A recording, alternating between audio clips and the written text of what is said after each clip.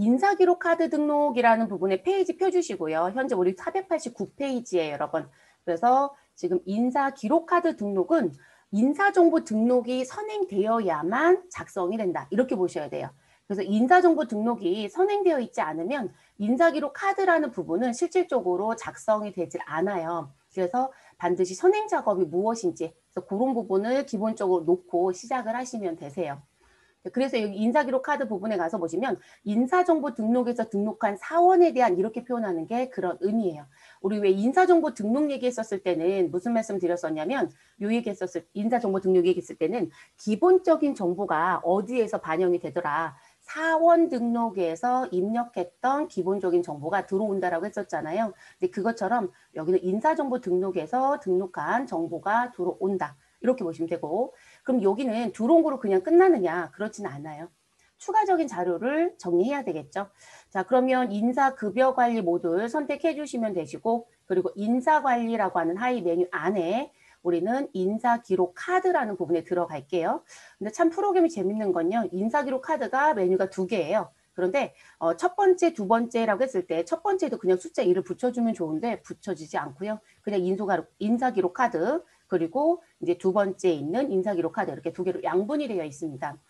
회사들은 이 인사기록 카드를 페이퍼로 출력해서 별도로 보관하는 회사가 있고요. 지금 시스템상에 그대로 가지고 있는 회사들도 있어요. 뭐 회사들마다 특징적인 부분들은 조금 다르다 이렇게 보시면 될 것 같고 그리고 여러분들 면접 준비하실 때 조금 조심하실 게 뭐냐면 나 면접 보러 갔는데 필기도구 갖고 오라는 소리가 없었는데 갑자기 뭔가에 서류를 주고 작성하세요라고 하는 부분, 이게 대기할 때 작성해서 주세요라고 하는 부분 하는 회사들이 있어요. 그러면 필기도구 지참 이런 걸 써주면 좋은데 그런 부분들을 아예 안 써주고 그러니까 마음의 준비를 안 하고 간 상태거든요. 내 기준으로. 근데 그런 걸 하는 데가 있더라. 자, 그 얘기는 뭐냐면 내가 제출했던 서류, 그럼 기본적인 게 이력서죠. 그 이력서에 나를 소개하는 게 자기소개서잖아요. 근데 그 이력서에 나왔던 기본 내용들을 그 자기네가 원하는 양식에 쓰라고 하는 경우가 있어요. 근데 그걸 처음에 회사에 입사 지원 서류 받을 때부터 냈으면 괜찮은데 그게 아니라 꼭 페이퍼로 받는 회사가 있어요.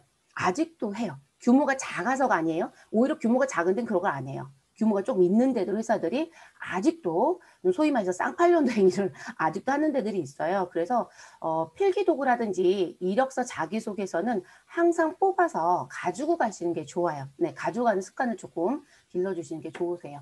네, 그렇게 하셨으면 좋겠고 자 인사기록 카드 첫 번째 부분에 가시면 채용 거주부터 시작해서 우리 이렇게 탭이 구성이 되어 있어요. 자 그러면 이 탭의 구성을 놓고 봤을 때 인사정보 등록에 등록했던 사원이 현재 우리는 7명이었었거든요. 그러면 그 7명에 대한 정보가 들어오고요. 그리고 여기서는 사진 등록은 하실 수는 없어요. 사진 등록은 인사정보 등록에서 등록할 수 있었죠. 그러면 등록됐던 사진이 들어올 것이고 그 사람에 대한 세부적인 사항을 넣어주자.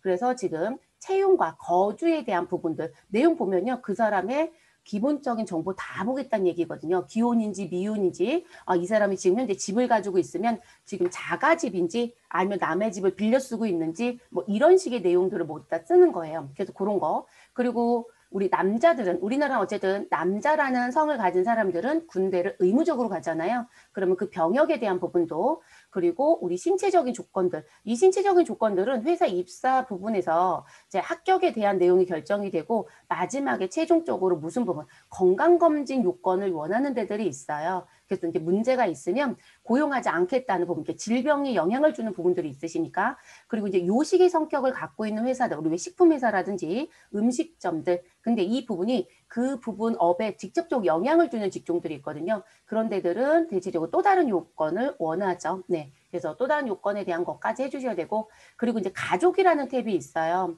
가족 탭이 연말정산하고 관련되어 있는 탭이에요. 자, 그리고 이 부분이 우리 어제 인사정보 등록이라는 거 했었을 때 여러분 여기서는 안 해요. 직접 넣지 마세요. 라고 했었던 부분이 있어요. 자, 그게 무슨 부분이었었냐면 우리가 이 사람이 지금 현재 급여하고 관련돼서 영향을 주는 부분이 있다라고 해서 사회보험도 넣고 또는 이 사람 지금 비과세에 해당되는지 국외근로가 있는지 뭐 이런 거 넣었던 자리. 그러면 탭상으로 놓고 보면 급여정보라는 탭이겠죠. 그 정보 탭에서 여러분 손대지 마세요라고 했던 게 부양가족이라고 하는 탭이었어요. 이 부분이 인사기록 카드 가족이라고 하는, 항상 이러면 제가 뭔가를 손대거나 하면 이렇게 이동할 때 인사정보 등록은 저장하겠냐고 물어요, 여러분. 그럼 이해해 주시면 되세요. 자, 그래서 인사기록 카드에 있는 이 가족의 자료를 넣어야 돼요. 자, 시험의 포커스 설명을 드릴게요. 업무는 전부 다 여러분이 소득세법 요건에 맞춰서 회사의 규준을 여기다 넣는 게 맞아요. 그런데 시험은 이 자리를 입력하는 문제를 주지 않고요. 이 자리에 자료를 본인들이 넣어놓고 무슨 부분, 인사정보 등록에 반영을 해서 부양가족의 현황이 바뀐 거를 물어봐요. 그럼 여러분 반영할 방법을 아셔야 되겠죠. 그러니까 이게 조심할 게 뭐냐면 인사기록 카드에 가족 탭에 넣었다고 해서 우리가 연말정산 부분에 곧바로 들어가는 게 아니라 지금 인사정보 등록에 부양가족을 거쳐서 어디에 들어간다. 연말정산에 부양가족이란 부분에 같이 움직이는 거거든요. 그리고 또는 우리는 인사기록 카드에 등록 안 하고요. 연말정산이란 부분에 부양가족을 넣어놨어요. 그래서 그 정보를 쓰고 싶어요. 그것도 가능해요. 그래서 그 연동에 대한 부분을 아셔야 되거든요. 그리고 이 부분이 또 영향을 주는 이유가 있어요. 그거는 제가 화면 바꿔가면서 다시 따로 얘기할게요. 그래서 지금 이 가족에 대한 부분, 우리 이거 입력할 거예요, 여러분. 그리고 이제 학력, 경력, 면허 자격 이런 부분도 이제 들어와져 있고요. 그럼 여기서 이제 시험 문제 내는 부분이 한 가지는 설명했어요. 자, 또 하나 보실 것. 자, 우리한테 입력을 시키지는 않지만, 왜냐면 데이터 채점을 못하기 때문에 입력을 안 시키는 거예요. 그럼 입력된 정보에서 하나 더 봐주실 게 뭐냐면, 자, 여기 가족이라는 탭에서 여기 수당 여부가 있어요, 여러분. 이 수당 여부가 뭐냐면, 우리 이전 강좌 얘기했을 때, 급여라는 부분에 내역을 오픈해 보면 회사마다 다른데 기본급이 있고 각종 수당이 있다. 그래서 어느 회사는 자격수당 주고 어떤 회사는 직무수당 주고 이게 달라질 거라고 했잖아요. 근데 거기에 가족수당을 주는 회사가 있어요. 그러면 그 가족수당에 해당하는 사람들은 여기 수당 여부가 여로 되어 있는 사람의 의미예요. 그러니까 이 수당 여부가 어디에 영향을 주는지를 물어보려고 한다는 거예요. 그래서 누군가는 부로 되어 있고 누군가는 해당이 되는 여로 되어 있을 거예요. 그래서 그런 부분들을 또 사지선다에 보기로 물어봅니다. 그래서 그런 내용도 알아주셔야 되고, 그래서 그런 얘기 요거 하나 이제 설명했고요. 학력에 대한 부분은 말 그대로 졸업한 학교, 경력에 대한 건 내가 신입이 아니라면 내가 지금 다른 회사에서 일했던 근무 기록이 있다라면 이제 이런 경력을 또 써주셔야 되는 거겠죠. 자, 그리고 여기에서는 맨 마지막에 들어온 요 근속기간의 포함 여부 부분이 있어요. 이게 중요하죠. 왜냐하면 근속기간 포함 여부가 포함한다, 포함하지 않는다라는 부분에 따라서 이 사람의 근속 연수로 인해서 뭔가의 수당을 받는다거나 하는 부분에 혜택적으로 영향을 줄 수 있거든요. 그래서 이제 그런 부분이 있고, 자, 면허 자격이 있어요, 여러분. 면허 자격. 우리 자격증을 취득했다, 면허를 취득했다 이런 부분입니다. 그러면 그 부분과 관련해서 우리 수당을 줄 건지 안 줄 건지 여기도 또 수당 글씨가 있죠, 여러분. 여기 또 영향을 주고요. 그리고 이 면허 자격 문제가 출제가 되면 반드시 조심할 게 뭐냐면 지금 현재 언제까지 취득한 자격증이라는 부분에 표현을 줘요. 결론적으로 여러분 우리 자격증들 취득하면 유효일자가 있잖아요. 네. 그러면 여러분들은 토익 같은 경우는 대체적 2년에 한 번씩 갱신해서 그 갱신성을 보는 회사들이 많죠. 근데 우리가 ERP라든지 회계라든지 저같이 직업적으로 강의를 직업으로 갖고 있는 사람들 자격증의 유효일자 관리를 해요. 근데 여러분은 그런 자격증은 유효일자 관리 안 해도 괜찮아요. 근데 토익이나 이런 쪽들은 입사 지원할 때 토익 점수를 넣을 때 그 옆에 유효일자 쓰는 경우가 있어요. 근데 그게 만료가 되면 인정이 안 돼요. 그러니까 그런 쪽들 준비하시는 분들은 그런 것도 좀 조심해 주시는 게 좋을 것 같고요. 그럼 이 얘기 왜 하냐면 여기 취득과 만료일이 있죠. 그럼 만료일이 기준점을 놓고 봤을 때 지금 지났다. 소위 말해서 지금 현재 시점을 놓고 봤을 때 그 날짜가 이전의 날짜로 되어 있다면 그 사람은 수당 자리가 여로 되어 있어도 수당을 못 받아요, 여러분. 그래서 그런 조건들이 또 있어요. 그래서 이 부분의 시험 문제는 일자도 점검하고 수당의 여부도 점검해라. 자, 그 부분이 들어올 거고요. 자, 인사 발령에 대한 부분에 정보가 있었다라면 우리는 인사기록 카드에 인사 발령 정보를 모두 다 넣어줘야 되지 않을까요? 자, 그런데 여러분 위에 거와 아래 쪽을 비교해 보세요. 자, 인사 발령 제가 지금 체크를 한 거예요. 선택을. 그런데 면허 자격증에는 여러분 이렇게 블럭이 생기죠. 자, 그러면 이거 뭐를 이해하시라고 했냐면 입력할 수 있다. 이렇게 얘기했어요. 근데 인사 발령 쪽에 가시면 제가 선택을 해도 이 아래쪽에 입력할 수 있는 블럭이 생기지 않죠. 네, 그러면 입력할 수 없어요. 이제 그런 거 계속 물어본다고 했으니까. 그럼 인사 발령은 인사 발령 등록에 있었던 정보가 반영이 되는 거지 여기다 직접 입력하지는 않습니다. 그래서 인사기록 카드도 반드시 블럭이 생기느냐 안 생기냐에 따라서 하는 행위가 다르다.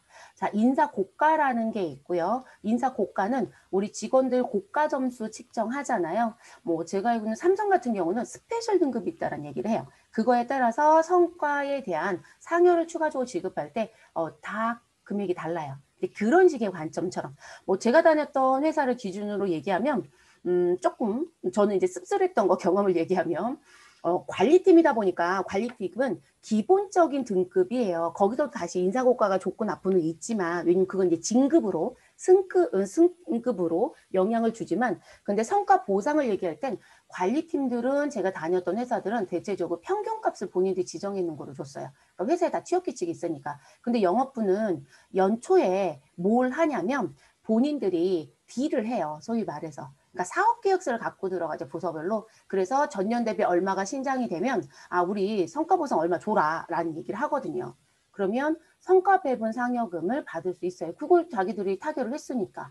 그러니까 현장 근무자라고 해서 주고 뭐 지금 사무실에서 근무하는 내근직이라서 안 주고 이런 부분은 없거든요. 그러다 보니까 성과 보상도 영업부가 조금 다르게 가죠.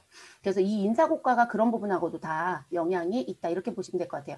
근태 관리 당연히 하셔야 되겠죠. 근데 이 근태도 지금 보면 입력할 수 없죠, 여러분. 그러면 프로그램에 급여 자료 입력하는 급여 관리라는 부분의 메뉴가 있는데 그쪽에 근태가 있어요. 그게 이쪽에 들어오는 부분이에요. 자, 출장은 우리 실질적으로 단순히 하루 이틀 가는 출장이 아니고요. 우리 길게 가는 출장들이 있을 거예요. 그럼 그 출장 관리를 하는 경우가 있어요. 그래서 어느 날에 갔고 언제부터 언제까지 그리고 실질적으로 들어갔던 비용이 얼마인지 아니 왜 본인 부담과 회사 부담 얘기해요라고 하신다라고 하면 이 출장이라고 되어 있지만 이 사람이 6개월 1년 그럼 거의 체류의 관점이에요. 그러면 뭐 이사처럼 움직이기도 한단 말이에요. 그랬을 때 회사가 부담하는 비용의 선들이 있어요. 규정에 의해서.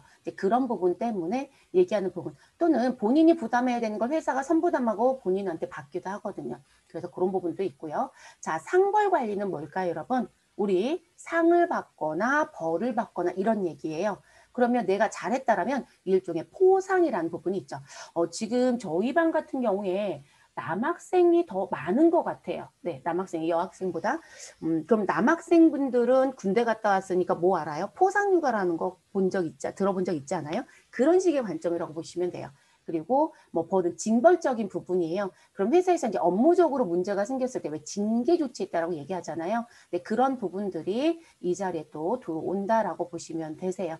그래서 나온 부분들 제가 탭을 설명하는 이유는 지금 이 탭에 따라서 우리가 내용을 보고 뭔가에 해결을 하셔야 되는 부분들이 있어요. 그래서 이제 설명을 했고요. 자, 그 다음에 우리는 인사기록 카드 두 번째 거도 바로 열어서 볼게요. 인사기록 카드 2.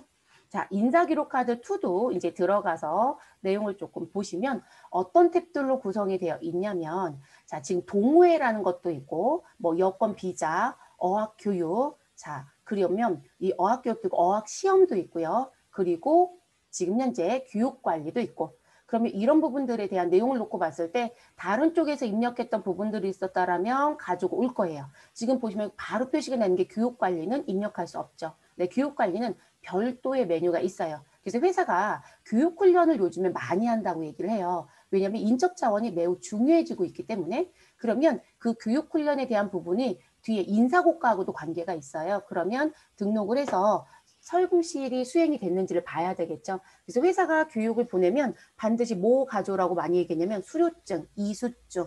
그래서 그거 가지고 또 가늠을 해요. 그래서 그런 내용들 입력한 게 이 자리에 또 반영이 됩니다. 뭐 나머지 부분들은 다 직접 넣는 부분들의 의미가 될 거고요. 그리고 하단에 우리 저축부터 인보증까지 있는데 여러분 저축이라고 하는 부분은 무슨 얘기시냐면 저희가 오늘 강좌에서는 얘기 안 했지만 이전 강좌에서 제가 무슨 얘기 했냐면 재형저축의 성격들이 있다. 그래서 지금 저는 내 아이 대상이 사실 안 되지만 여러분들 같은 경우는 입사했었을 때 실질적으로 그런 조건에 해당이 되면 이 회사에서 3년의 고용을 유지하거나 5년의 고용을 유지한다라고 하면 내가 일정 금액을 넣고도 실제 받을 땐 더 많이 받는다. 뭐 3천만 원 만들기 프로젝트 뭐 이런 식의 요건이 있다라고 했었어요.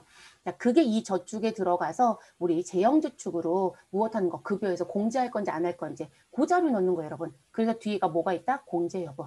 그럼 결론적으로 뭘까요? 여기에 공제 여부가 여루되어 있으면 급여 자료에 우리 자동으로 반영이 될 거예요. 그럼 여러분 하나 더 넣네요. 뭐가요? 예수금 계정에. 그렇죠? 우리 노조와 관련해서 노동조합비도 예수금 계정 쓴다고 했어요. 이런 경우가 있는 부분도 예수금 썼다가 우리 저축으로 불입이 되면 예수금 상계정이에요. 그러니까 그래서 예수금 계정이 생각보다 많아져요.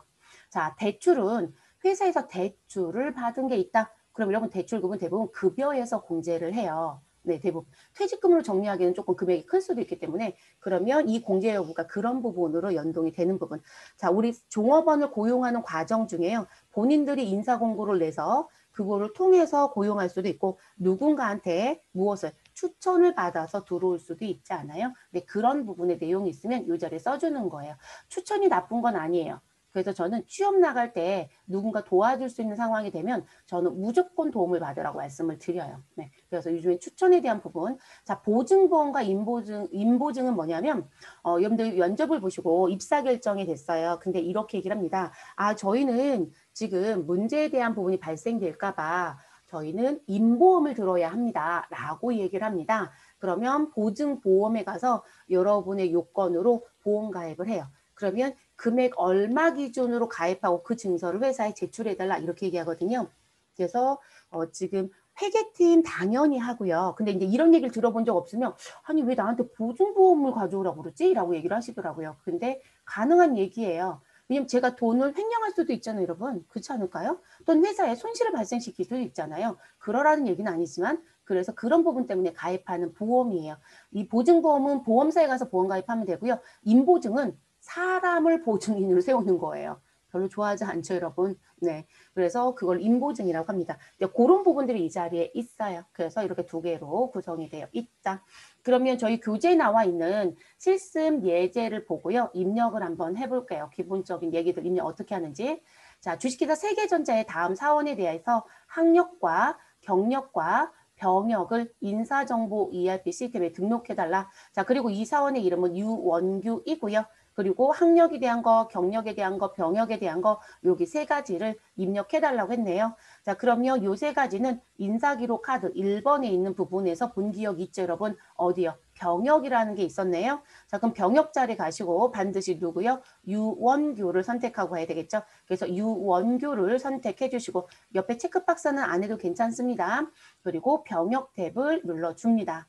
자, 그러면 우리는 병역 먼저 넣을게요, 여러분. 학력이 뒤에 있어서. 자, 그럼 병역에 보시면 이 2003년도 군대 갔다 왔나 봐요. 그럼 여기 병역 구분에 갔더니 현역인지 단기사병인지 면제됐는지 요거 선택하라고 되어 있네요. 이 사람은 현역으로 갔다 왔습니다. 그리고 이 자리가 면제면 면제 사유를 쓰라고 얘기하죠. 자, 그리고 군번에 대한 부분이 있으면 넣어주세요. 우린 군번은 생략할게요, 여러분. 자, 그리고 복무기간에 대한 부분. 복무기간은 우리 언제 나와 있어요? 여러분 제가 경력을 아까 읽었네요. 1997년 1997 우리 7월 10일부터 언제까지이다? 2001년 1월 10일까지이네요.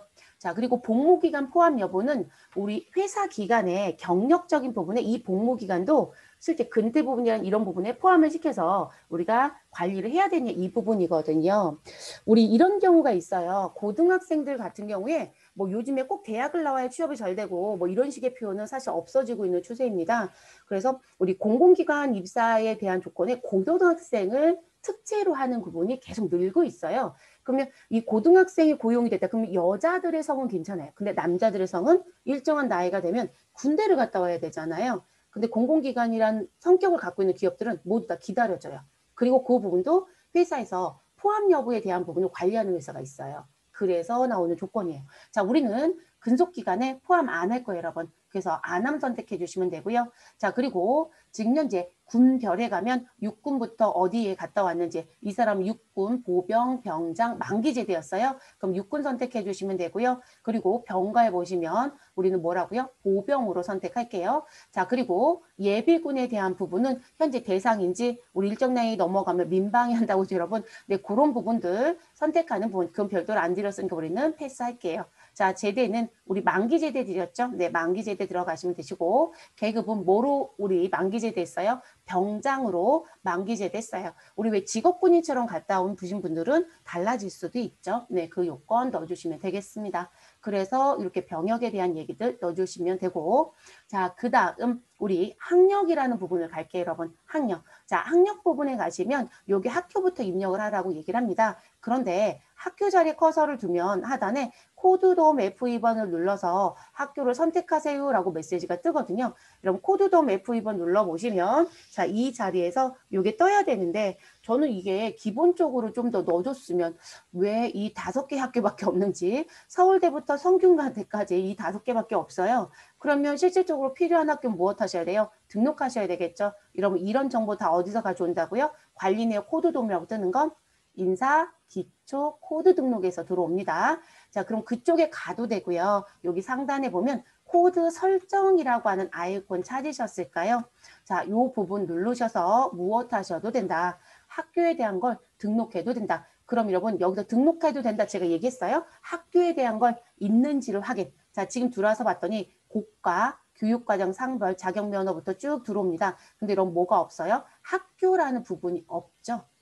그죠? 이것도 또 안 만들어준 거죠. 이건 여러분 추가할 수는 없거든요. 개발자가 해주는 거니까. 그래서 코드 설정에 대한 인사 기초 코드 등록을 직접 할 수는 있지만 현재 관리 항목에 학교가 들어와 있질 않아요. 그러면 우리는 오른쪽 상단에 있는 요 키는 사용하지 못합니다. 그럼 우린 다시 어디에 갔다 와야 돼요, 여러분? 인사 기초 코드 등록에 또 가야 되는 거죠.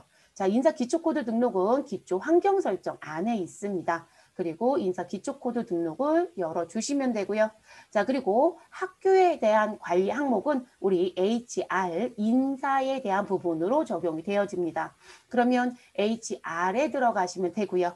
자, 그래서 지금 들어와져 있으니까 그대로 두셔도 되겠네요. 그리고 나와져 있는 내용 중에 학교를 선택해 주시면 되겠습니다. 여러분 학교는 조금 아래쪽에 있을 거예요. 네, 여기 HY에 있네요. 그럼 학교, 그리고 코드 자리 가셔서 우리 입력할게요. 자, 한국대학교 학교 코드 150번으로 등록해달라고 했으니까 코드 자리 가셔서 150 넣어주시면 되시고 우리 한국대학교라고 넣어주시면 되겠습니다. 자, 사용 여부는 당연히 사용이죠. 우리 쓰려고 등록하고 있습니다. 사용 종료일자는 입력하지 않겠습니다. 됐을까요? 자, 그래서 이렇게 정리. 그럼 다시 우리 인사기록 카드에 돌아옵니다. 그리고 학교명에 가셔서 코드돔 F2번을 눌러주시면 이렇게 검색되는 거 보이시죠? 자, 150번 선택하시고 확인. 자, 입학일자는 언제로 줬냐면 96년도에 입학을 했네요, 여러분. 자, 그래서 1996, 0303에 입학을 하고 졸업은 2003, 우리 0210에 졸업을 했습니다. 자, 그리고 구분에 가시면 우리 무슨 부분 F2번 눌러보시면 뭐가 뜨냐면 졸업인지 중퇴인지 휴학인지 우리는 졸업으로 드렸어요. 자, 그래서 졸업으로 선택하시고 확인. 자, 소재지에 대한 거 써주시면 되는데 우린 별도로 안 드렸으니까 엔터. 자, 전공의 과목은 이 학생, 그러니까 이 종업원이 어떤 학과를 나왔느냐 이런 얘기 하잖아요. 자, 그래서 우리는 경영학과로 지금 그냥 쓰겠습니다. 그래서 경영학과 써주시고 자, 그리고 부전공이 있으면 써주시면 되죠. 요즘엔 또 부전공들 많이 하죠, 여러분. 복수전공 그런 것도 이력서 표기 잘 해주시고요. 자, 학위 구분에 가셔서 이 사람의 학위에 대한 부분, 내용 표기할 부분들 써주시면 되죠. 우리 왜 학사, 전문학사, 뭐 석사, 박사 이런 표현 하잖아요. 네, 그런 부분 넣어주시면 됩니다. 자, 우리 주야에 대한 부분, 주간 졸업인지 야간 졸업인지 우리 요즘에 이렇게도 학위가 나오니까요. 그래서 우리는 주간으로 드린 이유가 지금 이 부분 선택하라고 드린 거예요. 그럼 선택해 주시면 됩니다. 그리고 우리 왜 본교가 있고요. 우리 캠퍼스라는 부분도 있죠, 여러분. 그래서 본교인지 캠퍼스를 졸업했는지 뭐 이런 거 또 확인을 하는 경우가 있어요. 그러면 본교라고 하는 자리에서 그거 선택하시면 됩니다. 그럼 우린 본교를 드렸으니까 선택해서 마무리하시면 돼요. 그래서 이렇게 넣어주시는 부분 됐을까요? 또 크게 어렵거나 하지는 않죠, 여러분. 네. 자, 이렇게 넣어주시고 자, 그 다음 우리 병역 얘기 끝났고 학력 얘기 끝났어요. 이제 경력 남겨져 있네요, 여러분. 자, 경력은 학력 옆에 있네요. 그러면 경력 선택해 주시고 입력. 자, 그러면 직장의 이름은 주식회사 동일전자라고 했으니까 그대로 타이핑해요, 여러분. 주식회사 동일전자라고 넣어주시면 되고요. 자, 입사 일자는 우리 2003년도 4월 21일에 입사를 했네요. 그리고 2009년도 4월 20일까지 근무를 했고요. 자, 그래서 저 입사일자에서 엔터를 안 쳤나 봐요. 자, 그래서 퇴사는 2009년도 4월 20일. 자, 그러면 지금 입사와 퇴사란 부분을 입력하시고 나면 누가 자동 계산이 되냐면 이 사람이 근무를 얼마 했는지에 대한 그 근무의 연수가 여기 근무 연한이란 부분에 들어와요. 그래서 6년 일했다고 나오고요. 담당 업무는 대부분 경력증명서 뭐 이런 거 받을 때 무슨 업무 했는지 상세히 기록해달라고 하거든요. 또는 경력 기술서라는 것도 얘기하고 그럼 이 부분에 무엇 하시면 되신다 써주시면 되는 거죠. 이 사람 지금 총무팀에서 총무 업무 했나 봐요. 그러면 총무라고 써주시면 되겠죠. 자, 주기는 지금 전 직장에서 대리. 근데 이 회사에서도 대리예요. 자, 그리고 급여요. 자, 우리 급여 물어보는 데들이 있으세요. 그럼 나 어떻게 쓰지라고 하는데 지금 우리 회사에서 주는 급여의 수준과 적정한지에 대한 비교에 대한 의미도 있어요. 그래서 이제 그런 부분 물어보면 써주시면 되고 자 퇴직의 사유는 왜 그만뒀어요? 자 우리 직장 경험이 있는 사람들은 항상 물어볼 때 전 직장 왜 그만뒀어요? 이런 거 참 많이 물어봅니다. 근데 그것도 항상 준비를 해가시는 게 좋습니다. 지금 교육 받는 분 중에 그런 경험이 있으면 뭐 그래서 이 사람 개인 사정으로 그만뒀다. 그러면 개인 사정이라고 쓰겠죠. 또는 회사가 무엇하여 경영 악화로 인하여 내가 그만두고 싶지 않은데도 불구하고 그만둘 수밖에 없었다. 그럼 뭐 그런 사유들 얘기하겠죠. 자, 근속기간 부분, 이거 근속 연수에 포함할 건지 안 할 건지에 대한 부분입니다. 우리는 미포함으로 가겠습니다. 그래서 근속기간 부분에 미포함 됐을까요? 자, 그래서 이렇게 넣어주시는 부분. 여러분 지금 입력하는 거 어려운 건 없으시죠? 네, 거의 타이핑 수준이에요. 그래서 크게 어렵지는 않습니다. 시험에서 내는 건 해당되는 위치에 가셔서 뭐만 잘해주셔라. 요건만 잘 맞춰서 넣어주셔라. 자, 그래서 그 부분이고요. 자, 우리 부양가족으로 넘어갈게요, 여러분. 부양가족. 자, 부양가족은 미리 말씀드렸던 부분, 인사정보 등록에 급여정보 탭에 우리 부양가족을 반영하기 위해서 우리 어디에 입력한다? 인사기록 카드에 입력한다. 자, 그러면 인사기록 카드에 어느 자리에 가셔라? 가족 탭에 가셔라. 자, 인사기록 카드 2가 아니고요. 우리 1에 해당되는 가족 탭. 그래서 이 자리에 입력을 하는 부분입니다. 자, 그러면 이 자리에 입력하실 때 사실상 사람의 이름을 넣는 거니까 그 사람 이름 그대로 가져가는 건 맞아요. 근데 이 부양가족 탭에 입력할 때 여러분 꼭 기억하셔야 되는 부분 중에 하나가 뭐냐면 본인이 부양하는 가족인 거예요. 그러면 본인이 부양한다고 했으니까 누구는 이 정보에 등록하지 않는다? 본인은 등록하지 않아요. 그래서 이 가족 탭에 본인은 없어요. 그래서 이 본인이 지금 현재 내가 소득세법상 요건 해당되는 부분에 체크하는 부분은 어디서? 인사정보 등록에서 해요. 자, 그럼 인사정보 등록에서 유원규라고 하는 사원이 지금 연말정산 또는 소득세하고 관계되어 있는 부분의 내용에 대한 게 지금 요 자리에 설정이 된다는 얘기예요. 그러면 제일 먼저 인적정보 탭에 누가 있었다? 장애인 구분이요. 그럼 본인이 장애를 가지고 있을 수도 있잖아요. 그럼 이 자리에 체크가 되어 있어야 연말정산이라는 행위를 했을 때 이 부분이 당신도 장애인이군요. 그러면 사람에 대한 인적 공개 받을 때 200만 원 무조건 해줄게요. 이런 식의 얘기가 나온다는 거거든요. 그래서 이 부분에서 기본적인 얘기를 선택을 합니다. 그래서 인사기록 카드에 가족의 탭에서는 절대 본인은 등록하지 않는다. 됐을까요? 자, 그러면 이제 그렇게 들어가는 부분이고요. 저랑 한 사람을 넣으면서 이렇게 움직이면서 필드 설명할게요. 자, 성명란에는 유재연을 넣을게요. 유재연. 자, 그리고 이 사람의 관계를 물어봅니다. 자, 하단에 봤더니 코드 도움을 눌러서 관계를 설정하세요 라고 되어 있거든요. 코드 도움 F2번 눌러주시면 이렇게 본인부터 자까지 관계가 들어옵니다. 자, 이건 무슨 얘기시냐면 본인이 부양하고 있는 사람이 내 배우자인지 나의 부모인지 아니면 나의 자녀인지 그리고 우리 부모를 얘기했을 땐 여러분 어디까지 가야 돼요? 장인장모 당연히 들어올 수 있는 거예요. 그리고 우리 할머니 할아버지를 내가 부양할 수도 있잖아요. 그래서 조부조모라는 표현도 들어오고요. 이게 연말정산할 때 그 인적공제와 관련된 부분에 수록이 돼서 전자신고 때 따라가거든요. 그래서 이제 그런 부분 때문에 이런 것도 입력하는 창이 있습니다. 자, 지금 제가 불러드린 유재현 씨는 유원규의 우리 부모에 해당이 됩니다. 그래서 부, 아버지란 얘기겠죠. 그래서 요거 선택해 주시고 무엇 하셔라? 우리 그대로 확인. 자, 동거 여부, 같이 사느냐 안 사느냐. 자, 우리 소득세법상 당신이 부양하고 있다라는 부분의 기본적인 관점은 12월 31일 현재 너랑 같이 살고 있어야 돼. 그게 부양의 의미거든요. 근데 여러분 부모님은 같이 안 살 수도 있죠. 저도 부모님하고 같이 안 살아요. 자, 그 얘기는 뭐냐면 저희는 부모님 중에 부모님은 지금 현재 시골에서 농사를 짓습니다. 근데 지금 제가 살고 있는데 농사 지을 때마다 거의 같이 살면서 여기서 출퇴근하는 것처럼 농사 지러 갈 수는 없잖아요. 그래서 대체적으로 부모님은요, 동거 여부 자리에 같이 동거하지 않아도 큰 문제가 없어요. 네. 그래서 이제 이런 부분들도 그런 부분하고 관계가 또 있습니다. F2번 눌러주시면 동거하는지 안 하는지 물어보죠, 여러분. 우리는 하는 거로 갈게요. 함으로 선택하고요. 자, 부양 관계가 있습니다. F2번 눌러주시면 무슨 부분? 여기 관계 코드가 부양 관계랑 같이 움직이는 거거든요. 앞에 있는 것 뿐이에요. 그러면 본인의 누구인지 제가 부모인지 장인 장모인지 조부모인지 나의 자녀인지 내 배우자인지 형제자매인지 뭐 이런 얘기를 해요. 자, 이 부양 관계가 우리 소득세법상 부양으로 인정하여 사람에 대한 혜택을 주겠다라는 부분에 들어올 수 있는 범위예요. 그러니까 이 범위 없는 사람은 절대로 입력하지 않아요.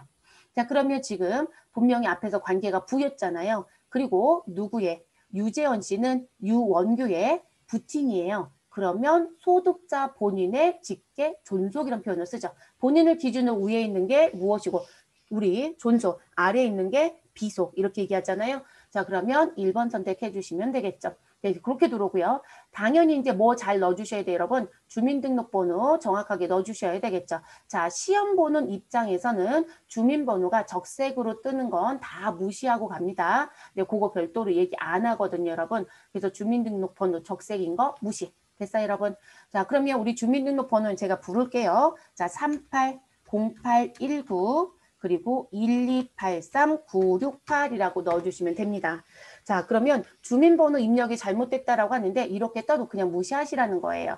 자, 왜냐면 이 요건을 입력을 했었을 때 주민번호 부분은 업무에서는 절대 저렇게 뜨면 안 돼요. 그런데 실제 무슨 부분, 교육상에서는 지금 주민번호가 적색을 뜨든 뭔가 잘못돼도 그냥 넘어갈 거예요. 그래서 여러분 시험 보러 갔더니 주민번호가 다 적색이 떠 있어요. 이렇게 하시면 그냥 넘어가셔라. 전 지금 번호 체계가 뭔가 하나 잘못 넣은 것 같아요.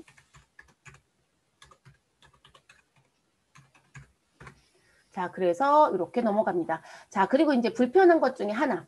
자, 실무자들이 제일 싫어하는 것 중에 하나가 뭐냐면, 아이, 주민등록번호 넣고 났더니, 올바른 번호라고는 하는데, XXX라고 보인다고 얘기를 해요. 그래서 이 부분이 편하다, 불편하다, 아우, 불편해요. 이렇게 얘기해요. 그러니까 본인이 가리고 싶으면 가려야 되는데, 무조건 가려지는 세팅값들이 있어요. 그래서 오히려 열어서 보겠다. 근데 메뉴를 닫았다 다시 들어오면 또 어떻게 되어 있을까, 여러분? 또 다 XX로 되어 있어요. 그래서 요즘은 그게 많이들 불편하다고 하는 부분 중에 하나입니다. 그리고 지금 여기 출력 시 주민등록번호 뒷자리 무엇하겠다? 너 별표로 출력할래? 라는 체크박스도 있어요. 그래서 여기 하단에 이런 버튼도 있고요. 자, 수당 여부입니다. 여기에 등록한 가족이 수당을 받을 수 있느냐 없느냐의 요건. 그러면 코드돔 F2번 눌러주시면 해당인지 비해당인지. 자, 해당이면 급여자료 입력 시 우리 가족수당을 받을 수 있는 사람이다. 이렇게 얘기하고요. 비해당은 해당되지 않는 사람이다. 이렇게 얘기하는 부분이에요. 우리는 비해당. 이 회사는 가족수당 없다고 할 거거든요.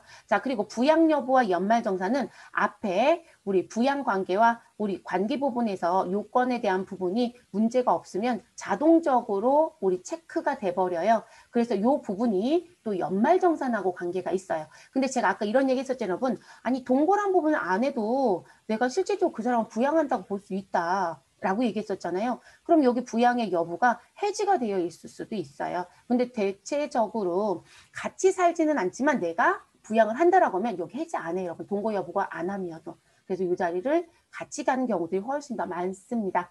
그래서 연말정산 부분 체크 해지가 되면 연말정산에 공제받을 수 있는 사람으로 끌고 가지도 않으니까 꼭 기억해 주시고. 자, 그리고 지금 등록한 유지연 씨가 장애인인지 아닌지. 자, 본인만 장애인이었을 때 혜택을 주는 게 아니라 본인이 부양하고 있는 사람들이 장애인이었을 때도 우리 세금 혜택을 받거든요. 그래서 그 부분의 내용을 선택해 달라는 부분. 자, 우린 지금 현재요. 장애인이란 얘기가 없습니다. 그러면 비해당으로 갑니다. 자, 내국인인지 외국인인지 우리 주민번호 시작하는 가운데 번호 1이었으니까 내국인. 그리고 주민등록번호 입력했으니까 생년월일은 자동으로 들어옵니다. 자, 그리고 이 사람의 생일은 양력인지 음력인지, 그리고 지금 부친의 학력은 무엇인지 이런 것도 넣을 수 있다. 그리고 그 학교를 졸업했는지, 그래서 졸업 구분도 나오고요. 현재 부친이 일을 하고 있다면 직업은 무엇인지 참 많이 물어보죠, 여러분. 직장도 넣을 수 있고 직위도 넣을 수 있고, 그래서 넣는 부분. 근데 여러분, 제가 패스한 자리는 뭘까요? 회사에서는 관리적인 측면으로 넣는 거지만 이 부분이 세금적인 부분에 직접적으로 영향을 주는 자리는 사실 없어요. 네, 그래서 그 부분은 그냥 패스했습니다. 그러면 지금 관련된 거 설명은 모두 다 한 거예요, 여러분. 그래서 필드 설명은 이렇게 다 했고요. 자, 그러면 저희는 요거를 기준으로 여기 나머지 거 입력을 서둘러서 해볼게요, 여러분. 제가 화면을 조금만 이렇게 옆으로 밀어놓고 할게요. 자, 그러면 유재현 아래쪽에 여기 박수님 씨부터 같이 넣어보도록 할게요, 여러분. 자, 박수님이라고 넣어주시면 되시고요. 자, 관계 자리 가셔서 F2번 눌러주시고 모친입니다. 자, 모친은 현재 600번 코드에 있네요. 자, 그리고 동거는 한다 안 한다? 한다고 했으니까 우리 F2번 눌러서 함을 선택합니다. 자, 부양가족 관계에서도 F2번 눌러주시고, 자, 본인의 모친이에요. 그러면 그걸 뭐라고 한다? 소득자의 직계존속이다. 이렇게 표현하겠죠. 자, 주민등록번호 나온 거 그대로 입력. 440110 하이픈은 넣지 않습니다. 2919403이라고 넣어주시면 되죠. 자, 수당의 여부도 넣어야 되네요. 여러분 지금 수당은 지금 보시면 다 비해당이에요. F2번 눌러주시고 우린 비해당 선택합니다. 자, 부양과 연말정산 관계는 모두 대상자라고 했으니까 체크박스 무엇하지 않는다? 해지하지 않는다. 자, 장애인 구분 비해당, 내국인 맞습니다. 나머지는 끝까지 엔터를 쳐서 라인을 무엇하자? 벗어나자. 자, 그 다음 박미영 씨 갈게요. 박미영. 자, 박미영 씨는 본인의 배우자라고 되어 있네요, 여러분. 자, 그러면 우리는 관계 가서 배우자 선택하면 되죠. 200번. 자, 동거는 현재 하고 있다고 했으니까 함이고요. 부양가족 관계는 배우자라고 하는 3번을 선택하시면 되겠습니다. 자, 주민등록 번호는요. 75년생이네요. 751129278840라고 넣어주시고, 자, 수당은 전부 다 비해당이죠. 네, 비해당이라고 넣어주시고, 부양과 연말정산 그대로 체크. 장애인 구분 해당사항 없습니다. 비해당, 내국인 1번. 자, 그리고 끝까지 엔터해서 내려옵니다. 자, 그 다음 우리 유현우. 자, 누가 봐도 여러분 자식 같죠? 네, 유현우라고 넣어주시고요. 관계까지 가셔서 자라고 한 부분. 여러분 자가 자녀예요. 네, 직계 비속에 속하는 자녀. 그러면 자녀는 몇 번의 코드를 써라? 900번째 코드를 써라. 자, 동거 여부에 가셔서 F2번 눌러주시고 우리 함으로 들어갑니다. 자, 부양의 관계는 F2번 눌러주시고 우리는 본인의 기준을 가운데에 놓고 아래쪽에 있는 걸 뭐라고 부른다고요? 비속. 자, 그러면 우린 직계 비속은 몇 번에 있다? 4번에 있네요. 자, 주민등록번호 입력합니다. 자, 0403203299-508이라고 나와지네요. 자, 이렇게 넣어주시면 되고요. 그럼 04년 출생이면 우리 지금 현재 시점을 놓고 봤을 때 여러분 20살이 넘었나요? 20살 안 넘었죠? 네. 왜냐면 우리가 연말정산에 부양가족으로 들어올 수 있는 나이 규제가 있어요. 그런데 그 부분이 나를 기준으로 위에 있거나 나랑 평행선에 있는 기준에서는 무슨 부분? 우리 60세 이상자 이렇게 얘기해요. 나를 기준으로 아래쪽에 있는 사람들은 20세 이하 조건을 맞췄어야 된다 이렇게 얘기하거든요. 자, 그래서 지금 그 내용 때문에 잠깐 말씀드렸고, 자, 우리 수당은 비해당 그대로 넘어가시고 장애인도 비해당, 내국인 맞습니다. 그대로 엔터 라인을 벗어나셔라. 이제 마지막 유현애입니다. 자, 그래서 우리는 왜 자꾸 이상하게 칠까요? 네, 유현애. 자, 자녀예요, 여러분. 그러면 우리 똑같이 자녀 눌러주시면 될 거고요. 900번에 있는 코드. 자, 그리고 동거는 한다고 했으니까 함을 선택하시고 부양가족 관계는 직계 비속 4번에 있는 코드 선택해 주시면 되고요. 자, 주민번호는 05062143 99521 넣어주시면 되겠네요. 자, 수당의 여부는 뭐로 가시면 되시고 우리는 비해당이었죠. 자, 그리고 그대로 넘어가셔서 장애인도 비해당, 내국인입니다. 그래서 이렇게 마무리. 여러분 지금 입력하는 게 어려워요? 입력하는 건 어렵지 않아요.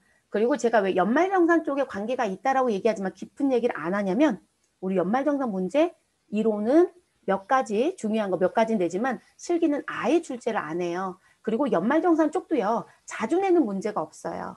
네, 그래서 제가 지금 저희 소득세 수업해야 돼요, 여러분. 그쵸? 근데 제가 소득세 수업하기 전에 이거 먼저 하는 이유는 소득세 부분에서 가져올 게 몇 가지가 없어요. 네, 시험에 나오는 부분이. 그래서 간단하게만 해도 시험 보는데 큰 문제가 없어서 이제 그 부분 우리는 ERP 시험 끝나고 나서 소득세는 진행하도록 하겠습니다.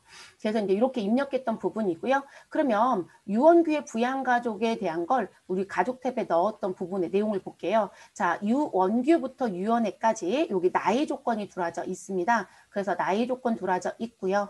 자, 이 나이 조건은 2020년 기준으로 나이 계산한 거예요. 자, 지금 저희 프로그램이 2021년도니까 나이가 한 살씩 더 업이 됐겠죠. 뭐 큰 의미는 없습니다. 자, 그러면 지금 본인은 나이를 따지지 않아요. 그래서 본인은 무조건 공제 대상에 들어가요.